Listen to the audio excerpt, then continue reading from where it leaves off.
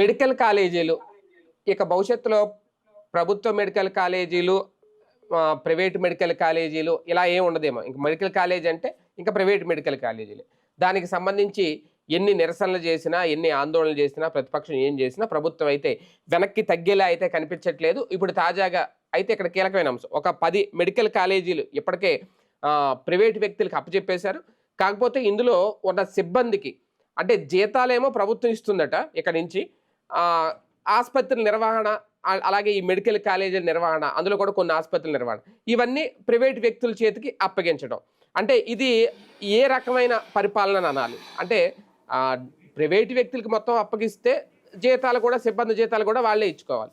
లేదు, సిబ్బంది జీతాలు మా వరకే ఇస్తాం, మేము చూసుకుంటాం, మీరు మాత్రం నిర్వహించుకోండి, మీరు డబ్బులు తినండి అని కట్టబెడుతుందా? అసలు ఆలోచన ఏంటి? ప్రభుత్వం ఆలోచన ఒక రకంగా మారేలాగైతే ఏం కనిపించట్లేదు. పీపీపీ మీద అయితే వెనక్కి తగ్గరు. కాకపోతే ఇంకా ఖజానా ఖాళీ చేస్తున్నారా దీంతో అనే పాయింట్ అయితే ఇక్కడ రేజ్ అవుతుంది. ఇది అంశం మీద చర్చించే ప్రయత్నం చేద్దాం. సరే, ఇది ఒక కొత్త నిర్ణయమా? అంటే జీతాలేమో ఇక్కడ ప్రభుత్వం ఇచ్చి ప్రైవేట్ కాలేజీలు కానీ, ఆసుపత్రులు కానీ ప్రైవేట్ పరం చేసేయడం కాలేజీలన్నీ కూడా, అంటే ఇది ఖజానాకి నష్టమా, లేదంటే ఈ ఆలోచన ఏంటి? అసలు ఏమైనా గందరగోళం ఉందా ఇందులో? ఏం జరుగుతుంది? సాక్షి రాసినటువంటి ఈ వార్త నిజమైతే నిలువెత్తు దోపిడీకి నిదర్శనం ఈ ప్రభుత్వం అని చెప్పచ్చు. నిలువెత్తు దోచి పెట్టడానికి నిదర్శనం అని.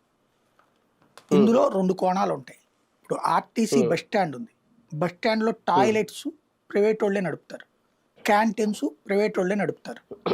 బట్ టికెట్లు ఇచ్చేది ఆర్టీసీనే, నడిపించేది ఆర్టీసీనే. అట్లాగే దాన్ని ఏమంటారు, ప్రైవేటు బస్సులని లీజుకి తీసుకుని హైర్ బస్సులు అంటారు వాటిని, అలా నడుపుతారు. అది ఆర్టీసీనే నడుపుతుంది. అది ప్రైవేటీకరణ కాదు, సర్వీసెస్ ని కొన్ని ప్రైవేటీకరించడం. ఇప్పుడు అట్లాగా ఈ 4 మెడికల్ కళాశాలలు అంటే జగన్ వచ్చాక మొత్తం 17 మెడికల్ కళాశాలల్లో పూర్తయిపోయిన వాటిట్లలో ఒక 4ని ఇప్పుడు ఇవ్వబోతున్నారు అన్నది వీళ్ళు చెప్తున్న వార్త.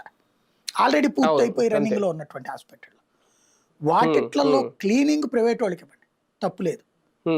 మెయింటెనెన్స్ అంటే ఈ ల్యాబ్లు, టెక్నికల్ ఎక్విప్మెంట్ ఇట్లాంటివి ఉంటాయి కదా, అంటే ఎప్పటికప్పుడు కొత్త అమర్చడం, అది ప్రైవేట్కి ఇవ్వండి, అవుట్ సోర్సింగ్కి ఇవ్వండి, తప్పే లేదు. ఎందుకంటే జవాబుదారీతనం ఉంటుంది. అలాగే అక్కడ ఈ హాస్పిటల్ అంటే ఎక్స్రే మిషన్ల దగ్గర నుంచి బ్లడ్ టెస్ట్ల దగ్గర నుంచి ఎన్ని ఉంటాయి కదా, వాటి నిర్వహణ ప్రైవేట్ వాళ్ళకి ఇవ్వండి, తప్పు లేదు. వాటిని నేను కూడా తప్పుపట్టు. ఎందుకంటే ప్రభుత్వానికి సంబంధించి మొన్న ఈ మధ్యన కూడా నిర్మలా సీతారామన్ గారు ఏదో ఒక కంపెనీకి సంబంధించి 3 కోట్ల రూపాయలు విలువైనటువంటి ఎక్విప్మెంట్ ఇచ్చారట, ఆవిడ మంత్రిగా ఉండగా ఒక ఇండస్ట్రీకి. 3 సంవత్సరాలు అయింది దాని అంటే దానికి ఇచ్చే గ్యారంటీ టర్మ్ అయిపోయింది. 30 లక్షల రూపాయల ఎక్విప్మెంట్ మెయింటెనెన్స్ పెట్టక అది మూతపడిపోయింది, అది నాశనం అయిపోయింది. మన దగ్గర ప్రభుత్వ ఆసుపత్రులలో మిషన్స్ ఊరికినే పనిచేయడం ఆగిపోతాయి. అందులో ప్రభుత్వ ఉద్యోగిని పనిచేస్తే, నేను వైజాగ్లో ఉన్నప్పుడు ఒక పెద్ద కుంభకోణాన్ని హైలైట్ చేశాను TV9లో ఉన్నప్పుడు.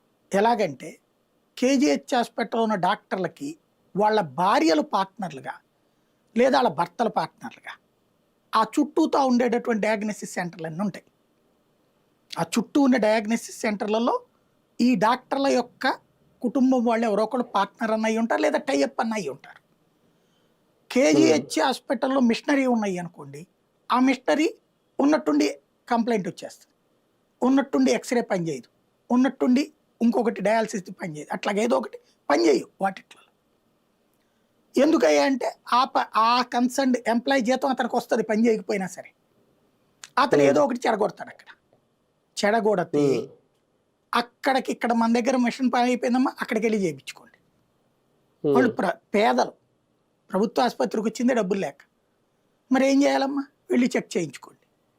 మానవత్వం చచ్చిపోయే చర్య అది. నిలువు దోపిడీ చేయడం పేదవాడిని, సచ్చినట్టు అప్పు సొప్పు చేసి ఆ డయాగ్నోసిస్ సెంటర్లో ట్రీట్మెంట్ ఇదే చెక్ చేయించుకోండి. ఆ రిపోర్టులు చూసి వీళ్ళు మందులు రాస్తారు. ఆ రిపోర్ట్ల ఆధారంగా వీళ్ళు ఇన్పేషెంట్గా చేర్చుకుంటారు. ఇక్కడ నెల నెల జనం ఇచ్చే జీతం తీసుకునేటటువంటి ఆ సదరు ఉద్యోగికి జవాబుదారీతనమే లేదు. ఆ సదరు డయాగ్నోసిస్ సెంటర్ నుంచి వాళ్ళకి డబ్బులు వస్తే ఆ ఎక్విప్మెంట్ని పాడు చేసినందుకు. కాబట్టి అట్లాంటి తప్పుడు పనులకి పాల్పడకుండా ఉండాలంటే మెయింటెనెన్స్ అప్పచెప్తే రెస్పాన్సిబిలిటీ ఉంటుంది. అంతవరకు నేను ఒప్పుకుంటా.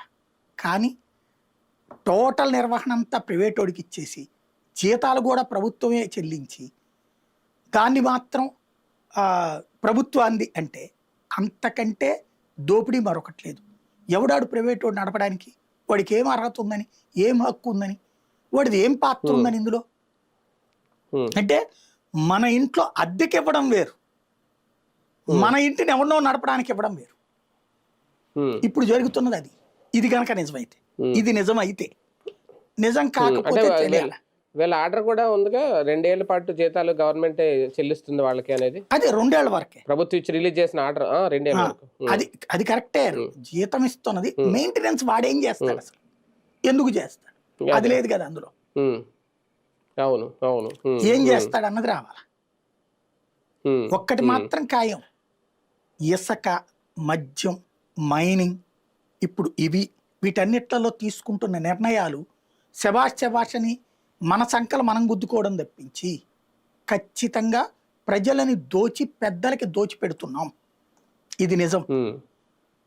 ఫీజు రియంబర్స్మెంట్ లాంటి పేదవాడికి అవసరమైనటువంటి విద్యని దూరం చేస్తూ, ఏడాది అయిపోతే ఫీజు లేదు, ఇంకొక 6 నెలలు అయిపోతే ఫీజు లేదు, వాడికి ఏం సమాధానం కూడా చెప్పం. చివరికి చదువులు మానేస్తున్నా, సీట్లు తగ్గిపోతున్నా, డిగ్రీలకు అడ్మిషన్స్ తగ్గిపోతున్నా, మనకేం పట్టనట్టు ప్రవర్తిస్తున్నాం. పైగా ఇప్పటికే భారతదేశంలోనే అతి దారుణ నిరక్షరాస్యత ఉన్న రాష్ట్రం మనం. నిరక్షరాస్యతలో నెంబర్ 1 ఉన్న రాష్ట్రం మనం. అక్షరాస్యతలో అట్టడుగు బాగానే ఉన్న రాష్ట్రం మనం. అక్కడా పట్టించుకోవట్లేదు, ఇది పట్టించుకోవట్లా. ఈ వ్యవస్థను తీసుకెళ్లి విధ్వంసం చేస్తున్నాం. కాకపోతే ఎంతసేపటికి ఎదురోడు విధ్వంసకారుడు కాబట్టి ఉన్న వెధవల్లో మంచి వెధవ మేము కాబట్టి మమ్మల్ని చూసుకోండి అని చెప్పేటట్టుంది ఇక్కడ వ్యవహారం.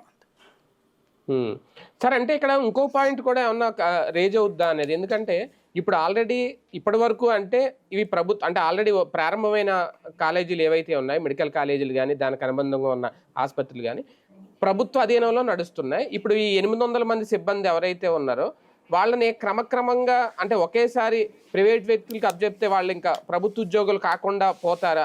వాళ్ళ నుంచి ఏమన్నా వ్యక్తమయ్యే నిరసన అడ్డుకోవడానికి ఈ 2 ఏళ్ల పాటు జీతం మేమే చెల్లిస్తాం అని ఏమన్నా ఆర్డర్ రిలీజ్ చేసిందా? దీని వెనక ఏమన్నా మతలబు? దీని మీద న్యాయస్థానపు జోక్యమైన కోరాలి, వాళ్ళైనా తిరుగుబాటు చేయాలి, టోటల్ గవర్నమెంట్ హాస్పిటల్స్ అన్ని తిరుగుబాటు చేయాలి.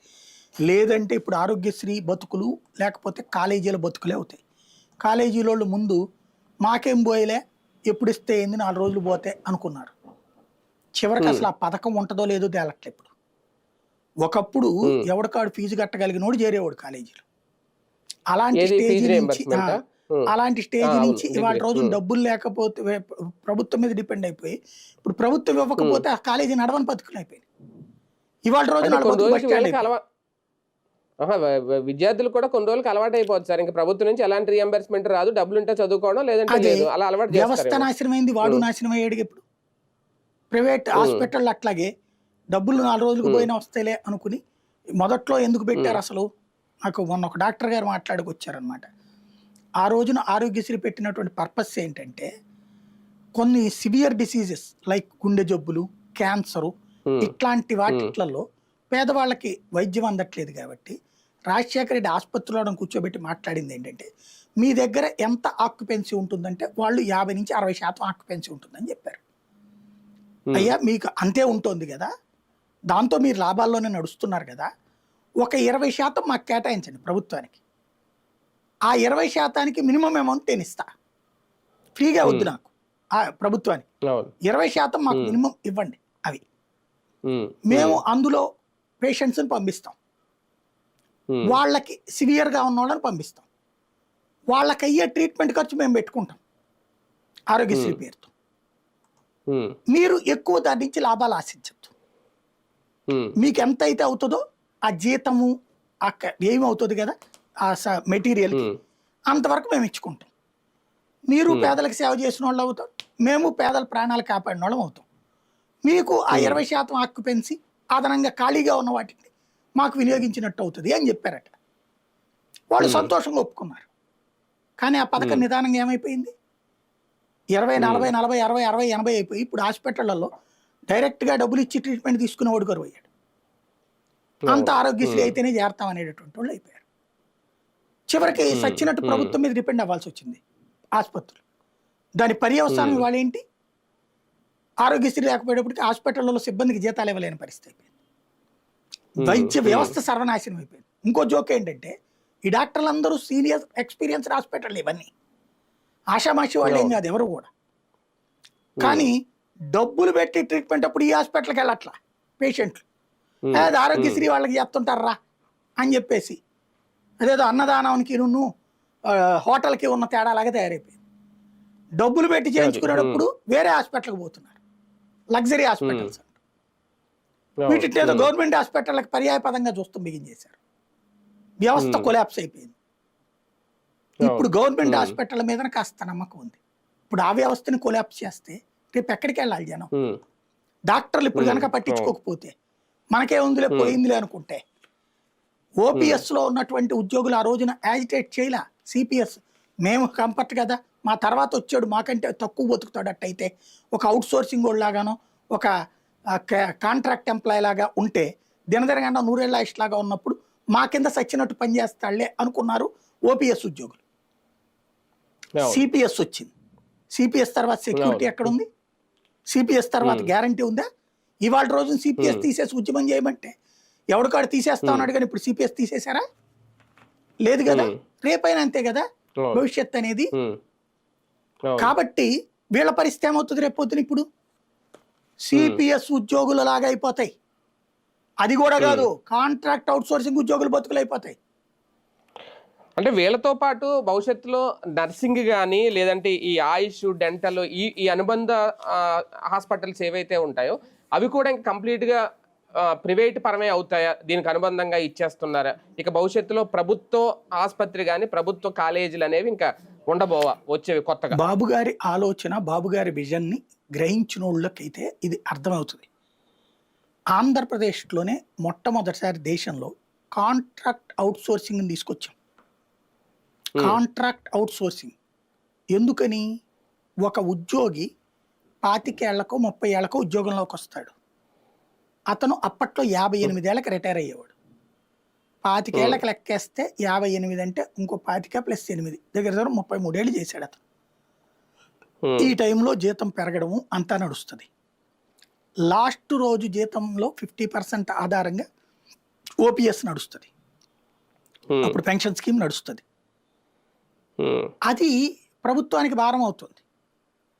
30,000 మంది, అంటే ఈజీగా అర్థమయ్యే భాషలో చెప్తున్నా, 1,00,000 మంది ఉద్యోగులు ఉద్యోగం చేస్తుంటే 1,25,000 మంది రిటైర్డ్ పెన్షన్స్ తీసుకుంటారు 50% శాలరీ. వాళ్ళకి మళ్ళీ డిఏలు పెంచుతూ ఉండాలి. ఇది ప్రభుత్వానికి భారం అవుతుందని గ్రహించి అప్పుడు ఆర్థిక నిపుణులు ఇచ్చినటువంటి సూచనల మేరకు అప్పుడే ప్రపంచ బ్యాంక్ జీతగాడు, చంద్రబాబు మోసగాడు అంటూ కమ్యూనిస్టులు ఉద్యమం చేసేవాళ్ళు కాంట్రాక్ట్ అవుట్ సోర్సింగ్ వచ్చినప్పుడు. ఎందుకని? అట్లా కాకుండా అసలు పెన్షన్ ఇచ్చే అవసరమే లేని ఉద్యోగమే అవుట్ సోర్సింగ్ కాంట్రాక్ట్ ఉద్యోగం. ఆ రోజు నుండి ఈ రోజు వరకు కాంట్రాక్ట్ అవుట్ సోర్సింగ్ ఉద్యోగులే ఎక్కువ రాష్ట్రంలో ఒరిజినల్ ఉద్యోగుల కంటే. పని వాళ్ళకంటే వీళ్ళు ఎక్కువ చేస్తారు, కానీ దినదినంగా 100 ఏళ్ళ కాబట్టి సిన్సియర్గా పనిచేస్తారు. ఆ పెన్షన్ అర్హులైనటువంటి వాళ్ళు నిర్లక్ష్యంగా ఉంటుంది. అది బాబు గారి ఆలోచన, దానికి అనుగుణంగా నడుస్తూ వచ్చింది. ఇప్పుడు రేపు పొద్దున కూడా మెడికల్ని కూడా అట్లాగే చేసేద్దాం అనుకుంటున్నారు. ఎందుకంటే ఇవాళ అబ్జర్వ్ చేస్తే ప్రభుత్వ జీతాలు, ప్రభుత్వపు పెన్షన్లే భారాలుగా మారుతున్నాయి ప్రభుత్వానికి. సంక్షేమ పథకాలు ఏమి ఇవ్వలేకపోవడానికి కారణం ఏంటి అంటే ఇవే. ఇప్పుడు ఆంధ్రాలో ప్రభుత్వానికి అతిపెద్ద ఖర్చు జీతాలు, పెన్షన్లు, ఆ తర్వాతన ఇస్తున్నటువంటి ఓల్డ్ ఏజ్ పెన్షన్స్. ఈ 3 అతిపెద్ద భారమైనవి ప్రభుత్వానికి. వీటికి తోడు అమరావతి దగ్గర నుంచి తీసుకున్నటువంటి భూములు ఏవైతే ఉన్నాయో 29,000 ఎకరాలు, ఎకరానికి ఎంత అని చెప్పి డబ్బులు చెప్పారు కదా కౌలు, అది ప్రతి ఏటా కట్టాల్సింది. ఇప్పుడు మళ్ళీ ఇంకో 20,000 తీసుకుంటున్నారు. 16,000 17,000 వీళ్ళతో కూడా కలిపి అసైన్డ్ కలిపి 3,000 గవర్నమెంట్ తీస్తారు. ఇప్పుడు ఆ 20,000 అంటే ఈ 29,000 ఎకరాలు, ఇదో 30, అదొక 20, 50,000 ఎకరాలకి ఎకరాకి 25,000 రూపాయలు చొప్పున అయితే డబ్బులు ఇవ్వాలిగా. ఆ తర్వాత 25, 30, 35, 40 దాకా అట్లా ఏడాదికి ఎంతని ఎక్స్పెన్షన్ అని కదా లెక్క. అట్లా వెళ్ళిపోద్ది. ఇప్పుడు అప్పట్లో తీసుకున్న వాళ్ళకి ఇప్పుడు 40,000 ఎంత వస్తుందంట పెన్షన్, ఇదే కౌలు డబ్బులు. ఆ లెక్క చూసుకున్నప్పుడు వీళ్ళు డబ్బులు ఖర్చు పెట్టాలి అక్కడ. ఇది కూడా భారమే కదా ప్రభుత్వానికి. ఎన్నేళ్ళు కడతారు? కాబట్టి ఇవన్నీ భారాలు తగ్గించుకోవాలంటే ప్రభుత్వం తన చేతిలో ఉండే నిర్వహణ వ్యయాలను తగ్గించుకునే అడుగులు వేస్తుందా? ఎందుకంటే ఒక గవర్నమెంట్ మెడికల్ కాలేజీలో ఉద్యోగం, గవర్నమెంట్ మెడికల్ హాస్పిటల్ అనుబంధంగా ఉన్న గవర్నమెంట్ మెడికల్ కాలేజీలో ఉద్యోగం అంటే పర్మనెంట్ అని వస్తాడు కానీ పార్ట్ టైం అయితే ఎవడు రాడు. అంతే. అవును. వాళ్ళకి నువ్వు 2 ఏళ్ళ తర్వాత నేను జీతం ఇవ్వనంటే ఎట్టగా? అంటే ఇంకా అక్కడ నుంచి మీరు ప్రైవేట్ ఉద్యోగులు అవుతారని అది ఎట్లాగా అసలు? ఇంకా అంతకంటే దోపిడీ ఏముంటుంది? అసలు చట్టం ఒప్పుకుంటుందా మెడికల్ కళాశాలల చట్టం? ఎలా చేస్తున్నారు ఇది అంటే? అప్పుడు ప్రైవేట్ చేసేస్తామని మెడికల్ కాలేజీని, ప్రభుత్వ మెడికల్ కాలేజీని. అప్పుడు మరి కేంద్రం డబ్బులు ఎందుకు, రాష్ట్ర భూమి ఎందుకు, ఇవన్నీ పెట్టి ఎవరినో దోచుకోమంటాం ఎందుకు? ఒకప్పుడు కనుక దాని పేరేమంటారు, షుగర్ ఫ్యాక్టరీలు, తర్వాత పాల ఫ్యాక్టరీలు, ఇవన్నీ సహకార రంగంలో ప్రజలందరూ రైతుల డబ్బులతో కడితే వాటిని తీసుకెళ్లి సంస్కరణల పేరుతో నేను దీన్ని బాగు చేస్తున్నానని చెప్పి ప్రైవేట్ వాళ్ళ చేతిలోకి వెళ్ళిపోయినాయి. ఇప్పుడు ఆ రైతులకు ఏమైనా సంబంధం ఉందే దాంట్లో? పేరుకు సొసైటీ ఎన్నికలు జరుగుతాయి, అధికార పార్టీ నాయకుడే అక్కడ చైర్మన్. ఇప్పుడు ఆ భూమా అఖిల ప్రియకి వాళ్ళ మేనమామకి ఏంటి గొడవ? లేకపోతే తులిపల్లి నరేంద్ర ఇష్యూ గొడవ ఏంటి? విశాఖ డైరీ గొడవ ఏంటి? ప్రభుత్వానివి అవి ప్రైవేట్వి. దాంట్లో సంపద వాళ్ళు ఇష్టం వచ్చినట్టు ఖర్చు పెట్టుకుంటున్నారు. ఆ విధంగా ఇవి కూడా దోచిపెడతారా? అంటే ఎవరి సొమ్ము ఎవరికి దాచిపెడుతున్నట్టు, ఎవరికి దోచిపెడుతున్నట్టు?